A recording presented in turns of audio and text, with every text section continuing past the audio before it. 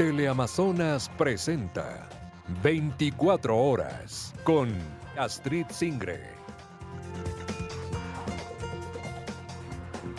Amigos de todo el país, muy buenas tardes y bienvenidos a la emisión central de 24 horas de este sábado 7 de junio del 2025. Para mí es un gusto acompañarlos. El bloque de seguridad intensifica los operativos en el distrito Nueva Prosperina, donde la policía halló los cuerpos de los 4 comerciantes asesinados en Guayaquil y dictan prisión preventiva para los 5 detenidos por el secuestro y atroz asesinato de 4 comerciantes de la urbe. En medio de la ola de terror que vive el país, con esta información empezamos.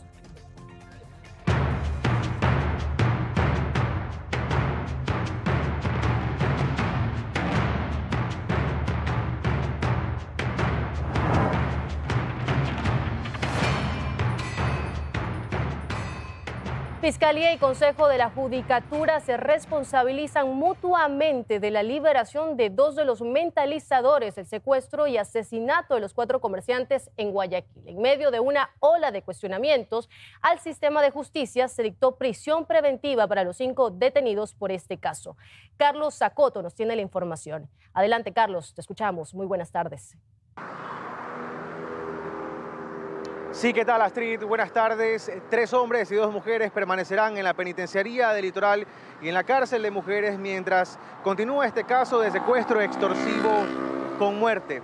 En esa lista, uno de los presuntos autores intelectuales de este caso. 2 más se encuentran en libertad pese a haber sido detenidos el 31 de mayo pasado, un caso que ha desatado la indignación de la opinión pública. Se lo contamos en el siguiente reportaje. Todos fueron secuestrados por la misma banda entre el 29 de mayo y el 4 de junio en Guayaquil y Daule. Las víctimas: Jaime Fernández Chimbolema, de 23 años, José Londo Sinaluisa, de 40 años, William Guamán, de 33 años, y Guo Xiudan, ciudadana china, de 35 años. Sus cuerpos fueron encontrados en una cisterna hasta donde la policía llegó, con la información que obtuvieron de 2 de los 5 detenidos a los que se les ha dictado prisión preventiva. El relato de la policía: nos guiaron hasta un terreno en el cual existía una construcción deteriorada con piso de tierra y se encontraba un tanque azul en mal estado, y nos indicaron que movamos ese tanque y que escarbemos en el piso. Al empezar a mover la tierra del piso nos dimos cuenta que existía una tapa de cemento, aparentemente de una cisterna. Y al levantar esta tapa nos dimos cuenta que existían 3 ciudadanos de sexo masculino y una ciudadana de sexo femenino, los cuales estaban tendidos sobre un colchón y encadenados de pies y manos, aparentemente sin signos vitales. Uno de los hasta ese momento 2 detenidos confesó quiénes habrían mentalizado el crimen. Aseguró que las personas que se habrían encargado de organizar y ejecutar el secuestro serían alias Pinky, de nombres Méndez Villavicencio Byron Steven, alias Cocacho, de nombres Portocarrero Mera Yorli Ariel, y Albán Poveda Juan David. Este último fue detenido en el lugar y es otro de los 5 que se mantienen con prisión preventiva al momento.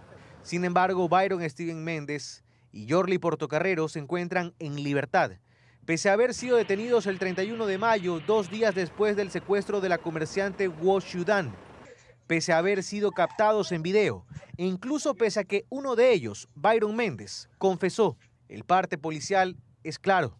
En nuestra presencia, de manera libre y espontánea, dio a conocer que había participado en el secuestro de la ciudadana Guo Xiudan, organizando la logística, realizando perfilamientos y vigilancias en el local comercial donde se suscitaron los hechos.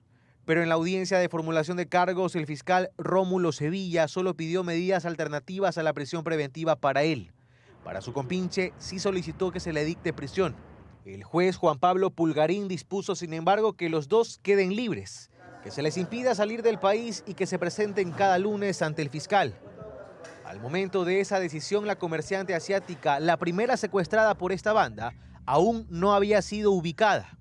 Y tras la liberación de estos 2 sujetos, continuaron los secuestros el 3 y el 4 de junio, donde su blanco fueron los otros 3 comerciantes encontrados muertos. El comandante de la policía de la zona 8 no pudo contener su indignación ante lo sucedido. Sí, causa indignación por las personas inocentes. Pedían incluso $1 millón, $500,000 dólares por estas víctimas, pedían el rescate. Y a la final se llega a estos hechos lamentables, teniendo a alguien detenido. Y en medio de una ola de críticas al sistema de justicia, la Fiscalía y el Consejo de la Judicatura se responsabilizan mutuamente. Judicatura señala que el juez actuó bajo el principio de igualdad, es decir, que si ambos fueron detenidos por los mismos hechos, no cabía pedir prisión solo para uno. Entonces, que salgan ambos. Fiscalía argumenta que el juez no dictó prisión preventiva para uno de los detenidos porque este no tenía antecedentes penales. Pero entre el cruce de acusaciones está el dolor de 4 familias, que este viernes se acercaron a los laboratorios de criminalística para retirar los cuerpos, sin entender el porqué de un cuádruple crimen que se pudo evitar, con 2 de sus mentalizadores aún en las calles. Y bien, en virtud de las medidas alternativas a la prisión preventiva que se ha dictado en favor de estos 2 sujetos, este lunes deberían presentarse en la Fiscalía del Guayas. Se desconoce si hay un cambio de medidas, si se ha girado una boleta de captura para su eventual aprehensión. Nosotros estaremos pendientes, seguimos con mucho más desde Estudios. Buenas tardes. Continuamos con más información. Hace un año, el gobierno ofreció aplicar mano dura contra funcionarios del sistema de justicia que favorezcan a criminales. A la fecha, desde la policía hasta el ministro del Interior han responsabilizado a fiscales y jueces de liberar a peligrosos delincuentes.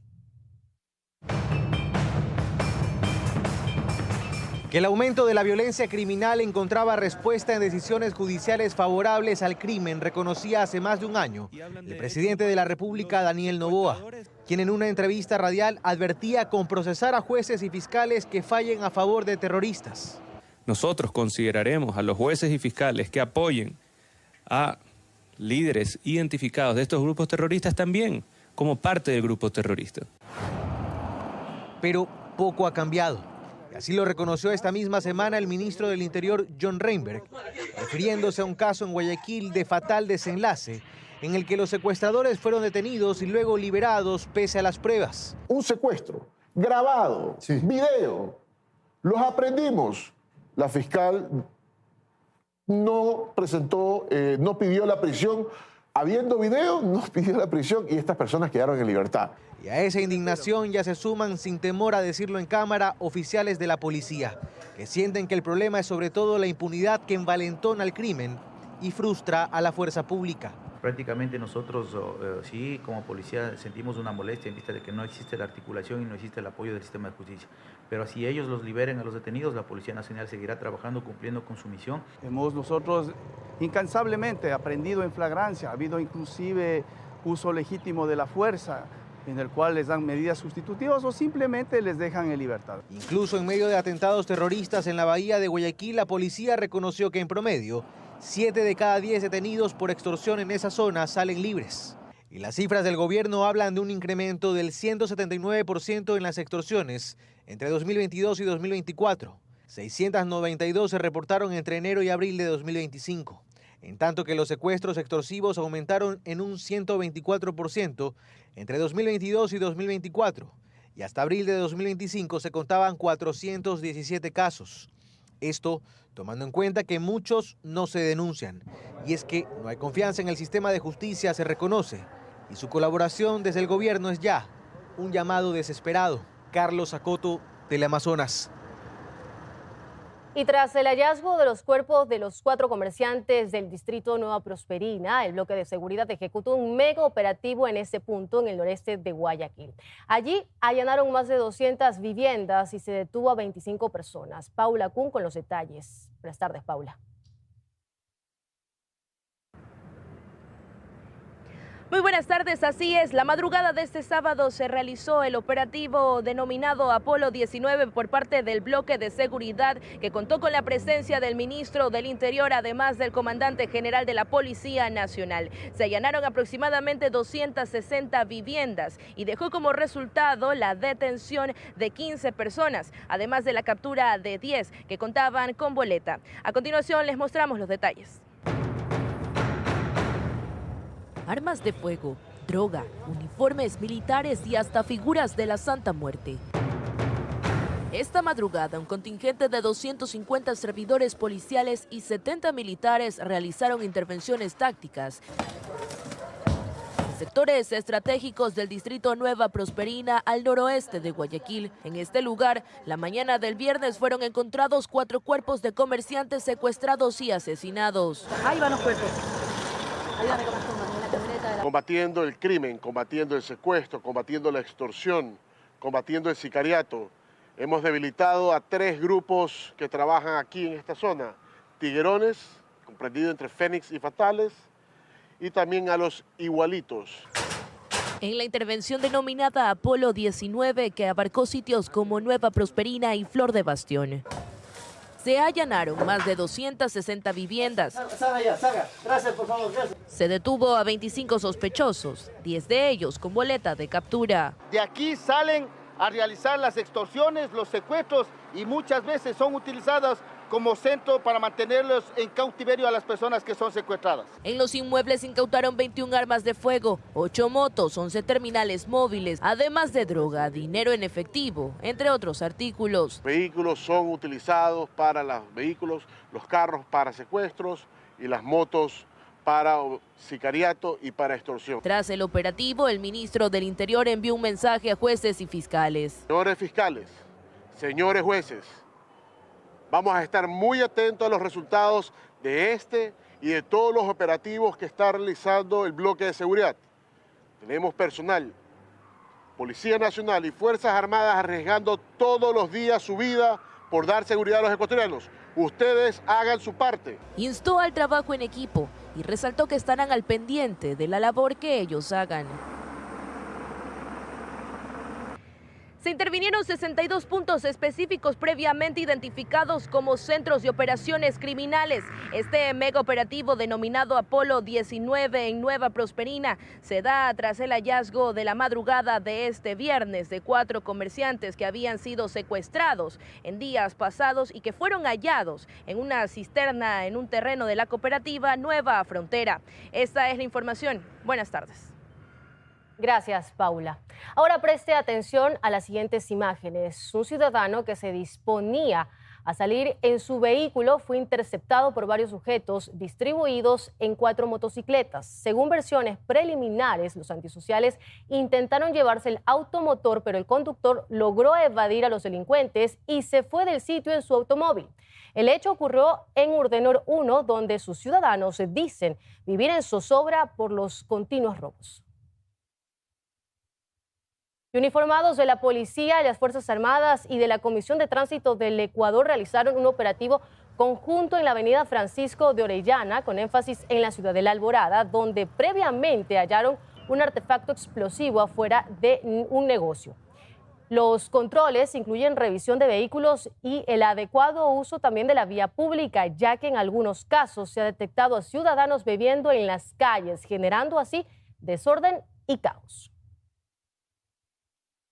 Y en Esmeraldas desarticulan una banda de extorsionadores liderada desde la cárcel de esa localidad. Los extorsionadores pedían entre 15.000 y 20.000 dólares para no atentar contra la vida de comerciantes.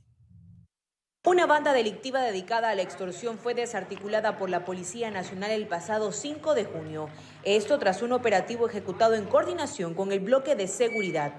La operación se concretó gracias a las labores de inteligencia luego de que varios propietarios de negocios ubicados en el centro de la ciudad de Esmeraldas denunciaron haber recibido amenazas mediante panfletos y mensajes por WhatsApp, exigiéndoles entre 15.000 y 20.000 dólares para no atentar contra sus vidas ni las de sus familias. Estas personas privadas de la libertad se encontraban organizadamente realizando o mentalizando este tipo de extorsiones desde el interior de la prisión.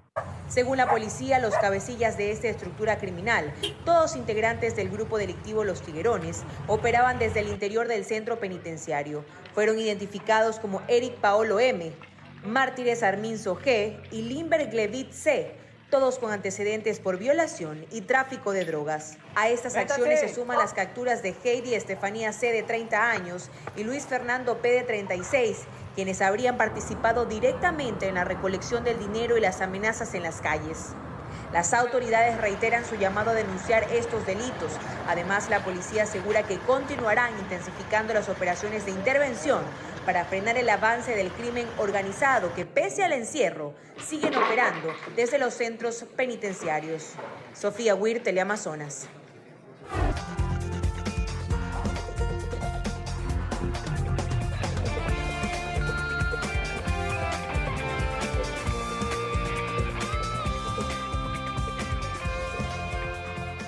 Estamos de regreso con más información. Gracias por seguir en nuestra sintonía. Ahora les contamos que 2 contratos de generación eléctrica emergente que fueron firmados en 2024 y que ya debieron estar en funcionamiento podrían ser dados de baja.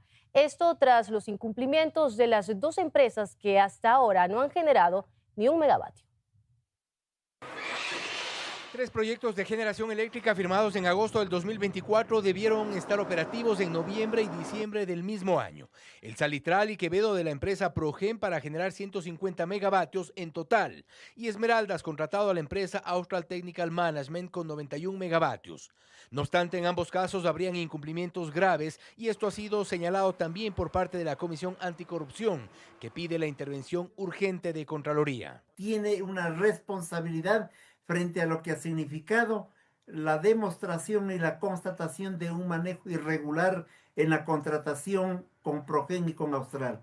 De acuerdo con un reporte del portal Primicias, la Corporación Eléctrica del Ecuador ha notificado a Progen el pasado 28 de mayo y el 3 de junio la intención de terminar unilateralmente los contratos para Quevedo y el Salitral. La publicación revela que Progen prepara sus respuestas formales y presentará demandas de arbitraje internacional, confiando plenamente en que los hechos respaldan su posición. No obstante, el caso de la empresa Austral Technical Management podría ser más grave aún, pues gran parte de los generadores que llegaron al país no son compatibles en Ecuador. Este informe de la verificadora de los equipos en origen y que ha sido publicado en su totalidad por el portal La Defensa muestra que son generadores que operan a 50 hercios, cuando Ecuador trabaja a 60. Verificación que se hizo por videollamada. Así se pagaron 59 millones de dólares y no es un tema menor, asegura Jorge Luis Hidalgo, analista energético. Implicaría que se tiene que reenviar nuevamente a fábrica, rebobinar estos equipos y regresarlos al Ecuador, cosa que tomaría solo en transporte probablemente entre 3 meses de ida y 3 meses de regreso. Ambos proyectos forman parte de una contratación emergente hecha en 2024 y que han provocado un déficit superior a los 600 millones de dólares. Esta resolución de la Agencia de Regulación y Control de la Electricidad, firmada el pasado 12 de mayo y que reforma el costo del servicio público de energía, revela el impacto que tuvieron las contrataciones emergentes a las que nos referimos al inicio del reportaje. En los considerandos se refiere a un oficio que envía la ministra de Energía y Minas al Ministerio de Finanzas pidiendo que 603.11 millones de dólares que se gastaron en la contratación emergente sean cubiertos por el Estado. Finanzas lo reconoce como déficit tarifario que será cubierto de forma progresiva. Buscar alternativas inmediatas con transparencia. Eso es lo que requiere el país. Dicho en otras palabras, es la factura que asumiremos producto de contratos millonarios que aún están en el aire, que debían generarnos electricidad y de momento nos generan preocupación. Fausto Yepes, Teleamazonas. Y la Contraloría realiza exámenes especiales a los contratos de la Corporación Eléctrica del Ecuador, SELEC EP, con Progen y Austral Technical Management, empresas que debían generar electricidad en el contexto de la declaración de emergencia del sector eléctrico de abril del 2024. En el caso de Progen, la Contraloría examina el contrato de generación terrestre en Salitral y Quevedo, mientras que en Austral Technical Management, una contratada para instalar generación en Esmeraldas. El organismo también examina contratos y utilización de bienes, servicios, consultorías y obras en las unidades de negocio de Termo Pichincha, Termo Esmeraldas, Termo Manabí e Hidronación. Y este sábado a las 7 de la noche, el Pleno de la Asamblea Nacional analizará en segundo y definitivo debate el proyecto de ley contra las economías criminales, también conocida como Ley de Solidaridad Nacional. La iniciativa enviada por el presidente Daniel Noboa fue aprobada el jueves pasado en la Comisión de Desarrollo Económico con 10 votos a favor. El destino de la iniciativa presidencial está en manos del Legislativo en medio de un contexto marcado por la lucha contra el crimen organizado. Y ahora ponga atención porque la falta de articulación de instituciones de control y la escasez de recursos humanos y tecnológicos impiden una lucha efectiva contra las economías criminales. Analistas consultados ven con preocupación el limitado control frente a la creación de empresas fachadas que utilizan las bandas delictivas. Son la principal carta para el blanqueo de capital. Hablamos de la creación de empresas fachadas que no solo multiplican el patrimonio de los narcotraficantes en el país, sino que además, en una especie de tecnificación del delito, conforman sociedades que mezclan actividades reales con el dinero proveniente de lo ilícito. Y aquí múltiples deficiencias que cruzan principalmente por la falta de recursos y tecnologías para detectar estas irregularidades. Pero la UAFE se ha convertido en una especie de bodega de información porque recibe la información, pero aparentemente su tecnología no da para poder hacer un análisis financiero real y hacer alertas. Hace 15 días, una chica de menos de 24 años tenía 48 millones de dólares en 4 cuentas. No lo detectó la UAFE. La Fiscalía lo detecta de casualidad porque investigaba otros delitos. Y con esto, otro eje, la integración de todas las entidades de control para su cruce de información y efectividad. Así lo indica el ex subsecretario anticorrupción Nino Casanelo, quien detalla que la dinámica para que este mecanismo funcione debería recaer en primera línea sobre el SRI, entidad que tiene la capacidad de cotejar el perfil de la compañía con sus ingresos. De ahí viene la UAFE y la Superintendencia de Compañías. En tanto la superintendencia no se acerque a revisar la contabilidad de estas compañías, sus giros económicos, las inversiones. En tanto esto no sea visible, pues es muy difícil levantar la investigación. Lo que falta es voluntad, lo que falta es que se sienten juntos, porque cada uno anda por su lado, la UAFE por su lado, la INARDAP no sabe qué pasa, el SRI cree que solo cobrar impuestos, la superintendencia cree que solamente poner multas. Y en este punto, ambos juristas coinciden que una vez superadas estas trabas, se comience a aplicar las normativas vigentes, como la ley de extinción de dominio.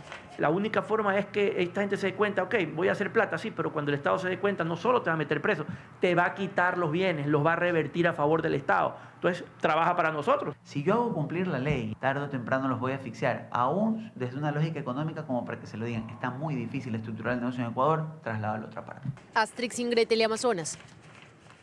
Y durante los últimos 10 años, las estafas digitales han tenido un incremento del más del 70% en Ecuador. Pichincha y Guayas son las provincias donde más se registra este delito. A él lo llamaremos Alejandro. Vive en Guayaquil y hace 3 meses fue víctima de una estafa digital. Lo contactaron por WhatsApp, le ofrecieron trabajo en una aerolínea y le dijeron que para acceder debía pagar varios cursos de preparación. Pagué el curso de $150 para ingresar a trabajar en la aerolínea que me ofrecieron, pero en la cual nunca obtuve respuesta. Incluso la Dirección General de Aviación Civil se pronunció al respecto y alertó a la ciudadanía sobre estas estafas de cursos como requisito de ofertas laborales en aerolíneas. Así como Alejandro, hay otras víctimas. En redes sociales, usuarios denuncian que han recibido mensajes en los que se hacen pasar por entidades bancarias y les solicitan información para un supuesto canje de millas. Otra usuaria denuncia falsas contrataciones del IES, mientras que otra ciudadana comenta que enfrenta un consumo no reconocido en su tarjeta de crédito por más de $3.000. Este tipo de estafas son conocidas como phishing, técnica que consiste en engañar a las personas para que revelen información confidencial a través de correos electrónicos o mensajes. Especialistas afirman que las estafas digitales han tenido un incremento de más del 70% durante los últimos 10 años en Ecuador. Según datos de Fiscalía, en 2015 se recibieron 14.000 denuncias y para 2024 las denuncias ascendieron a 25.000. Y esto se viene a raíz de la pandemia. Nos obligó a utilizar los medios digitales. Inclusive con la inteligencia artificial ya se pueden hacer muchas cosas que hacen que la persona crea que es verdad, pero no es verdad. Pichincha, Guayas, Manabí, El Oro y Loja son las provincias de donde se registran más casos de estafas digitales. Para evitar caer en este tipo de estafas se debe no dar información personal por teléfono, acudir siempre a la empresa o entidad bancaria que solicita datos y evitar colocar información de tarjetas de débito o crédito en plataformas digitales no autorizadas. Las penas para este delito van desde los 5 hasta los 10 años de cárcel. Bernarda Ceballos, Teleamazonas. Y un nuevo informe de las Naciones Unidas revela que grupos de crimen organizado controlan la minería ilegal de oro en Ecuador. El documento alerta que en la última década esta actividad creció en al menos 625% en territorios amazónicos y también que representan una amenaza directa a la seguridad nacional. La minería ilegal en Ecuador ya no es solo un problema ambiental. Según este nuevo informe de la Oficina de las Naciones Unidas contra la Droga y el Delito, esta actividad está en manos de grupos criminales armados que controlan territorios, extorsionan a mineros y utilizan el oro como fuente de financiamiento ilícito. El documento señala que desde el año 2003, la minería ha crecido con fuerza principalmente en zonas amazónicas, que incluyen a países como Brasil, Venezuela, Colombia, Perú, Bolivia y Ecuador, y que hoy representa una amenaza directa a la seguridad del Estado. Además, la ONU menciona presuntos actos de corrupción dentro del Ministerio de Energía y la Agencia de Regulación Minera, señalando que funcionarios habrían entregado permisos irregulares. Pero sobre ello no hay mayores detalles. De hecho, este noticiero buscó una entrevista con autoridades de estas entidades y hasta el cierre de este reportaje no obtuvimos una respuesta. Recordemos que fue a inicios de mayo de este año que 11 militares fueron asesinados en Punino, en la provincia de Orellana, cuando realizaban un operativo en una zona de minería ilegal. Es ante ello que la experta Nora Yepes dice que hay acciones urgentes que se deben reforzar en estas zonas para evitar que el crimen organizado siga ganando terreno en los territorios más vulnerables. Se ha evidenciado muchísimo el tema del control por parte del Estado ecuatoriano. Se ha minimizado esta actividad de control y usted va a ver que si se dirige a alguna oficina de coordinación zonal de la Agencia de Regulación y Control, nos encontramos con un punto muy importante que es la falta de funcionarios técnicos que hagan el control de las actividades mineras. Según este informe de la Oficina de las Naciones Unidas contra la Droga y el Delito, en Ecuador las bandas criminales vinculadas a la minería ilegal están armadas con fusiles de alto calibre, lo que ha intensificado los niveles de violencia en zonas mineras como Orellana y Zamora Chinchipe. En Quito, Ismenia Solórzano, Teleamazonas. Es momento de una pausa, pero al volver, médicos del hospital de Guayaquil denuncian que llevan cerca de una semana sin poder operar por las malas condiciones del área quirúrgica. Y en lo internacional, el migrante salvadoreño expulsado por error a su país fue devuelto a Estados Unidos y será procesado por presunto tráfico de personas. Ya regresamos.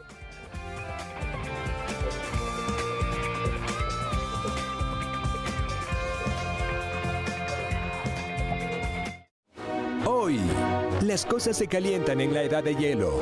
Manny, Sid y Diego descubren un mundo secreto. Una aventura salvaje, peligrosa y totalmente divertida. La Era del Hielo 3. Hoy, 6:15 de la tarde. Teleamazonas. Sabemos que a todos nos gusta decir, te invito a un café, aquícito nomás. Pero nunca es aquícito. Nos gusta toparnos a una hora y llegar un poco después. Ah, ¿qué fue el café?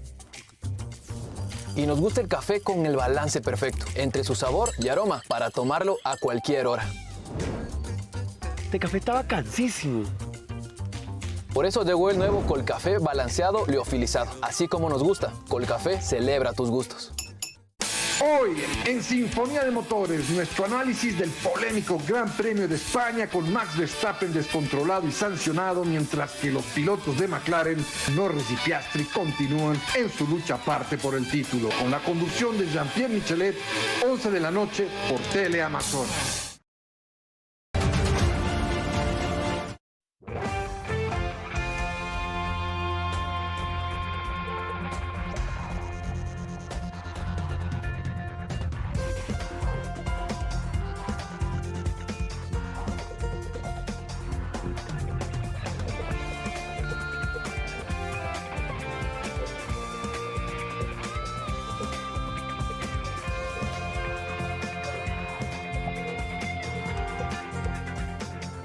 Y estamos de regreso con más. Este noticiero accedió a informes enviados por el líder del centro quirúrgico del Hospital Abel Gilbert Pontón en Guayaquil que revelan el grave estado de esa área. La Casa de Salud lleva cerca de una semana sin poder realizar intervenciones. Según médicos de ese hospital, el ministro de Salud recorrió el hospital el día de hoy.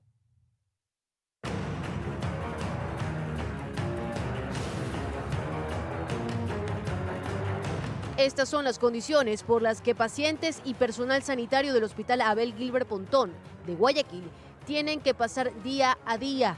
Los médicos del nosocomio llevan cerca de una semana sin poder operar, porque además de la falta de insumos, el centro quirúrgico de esta casa de salud desde el 17 de febrero presenta humedad debido a problemas en el sistema de climatización.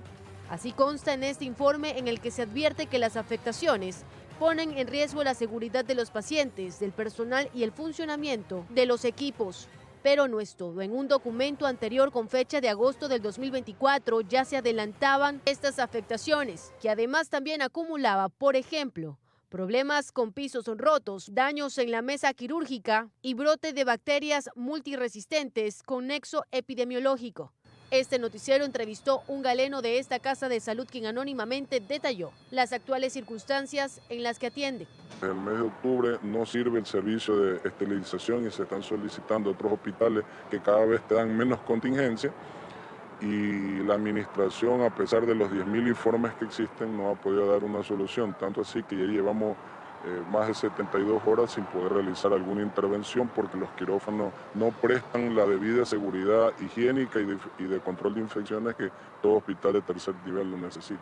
Como si fuera poco, el médico indica que actualmente el hospital de Guayaquil, el único de tercer nivel del Ministerio de Salud Pública, se encuentra con un stock del 19%, complicando así la misma capacidad de reacción en casos de emergencia. No solo que se impiden intervenciones, hay a veces que se retrasan de manera importante, 3, 4 días pacientes esperando una intervención quirúrgica de traumatología porque no tiene la prótesis. Eso hace que se manden a comprar cosas a los familiares, que eso se puede evidenciar todos los días con el listado que se manda a los familiares, pero a esto se suma la persecución que tienen los médicos por mandar a comprar medicina para poder salvar la vida. A esto se suma además el pago de ciertos servicios como el de limpieza. Tenemos entendido que no se han pagado los servicios externalizados como seguridad, como limpieza. Incluso hace un par de días estuvieron haciendo una colecta para poder ayudar a ciertas personal de limpieza, porque todavía no han alzado la voz. Así toca fondo el Hospital de Guayaquil del Ministerio de Salud Pública, que hace tan solo 2 meses volvió a realizar cambios en su directiva, quedando al frente de este hospital el doctor Alberto Campodónico. A las 2 semanas, el director médico que ellos mismos pusieron se despide del hospital diciendo que se estaban llevando el hospital prácticamente en peso. Y esto nos hizo ver a todo el hospital que las cosas no iban a andar bien. ¿A qué se refiere que se están llevando al hospital en peso? O sea, dentro de las palabras que se falsificaron firmas, una tela de dudas, de que obviamente las autoridades de Contraloría sobre todo deberían investigar de por qué un director se despide de esa manera y por qué el actual director, por ejemplo, siendo director asistencial, participa en la mayoría de procesos administrativos, sobre todo los más grandes, siendo juez y parte. Entonces, ese tipo de cosas son las que lamentablemente repercuten en la salud del pueblo. Con quien nos comunicamos para poder conocer en detalle y la realidad de esta casa de salud. No obstante, nos comunicó que la vocería es exclusiva del mismo ministerio, desde donde solo nos han expresado que se está gestionando la solicitud. Astrix Ingrid, Teleamazonas.